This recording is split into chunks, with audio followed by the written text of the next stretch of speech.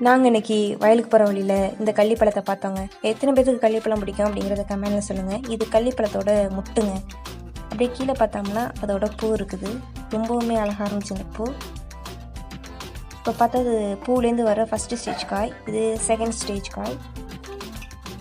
அப்புறம் பார்த்தா இது அப்புறம் தேர்ட் ஸ்டேஜ், இந்த மாதிரி சொல்லிட்டு நிறையா காய் இருந்துச்சுங்க. இப்படி கீழே பார்த்தோம்னா செங்காய் இருக்குது. இதை சாப்பிட்லாம், ஒன்றும் ஆகாது. அப்படியே அந்த சைடு பார்த்தோம்னா பழம் இருக்குங்க. சூப்பராக இருக்கும் அந்த பழம். இங்கே பாருங்களேன் எவ்வளோ காய் இருக்குங்க, நிறைய காய் இருக்குது. இப்போ நம்ம சாப்பிட தேவையான காயை வந்து பறிச்சுக்குவோம். பறிக்கும்போது கொஞ்சம் கவனமாக பறிக்கணுங்க, கையில் முள் குத்திப்படும், ரொம்ப வலிக்கும். அப்புறம் ஒரு கல் எடுத்து இந்த பறிச்ச காயெல்லாம் அதில் இருக்க முள்ளெல்லாம் வந்து ரிமூவ் பண்ணிக்கணும்.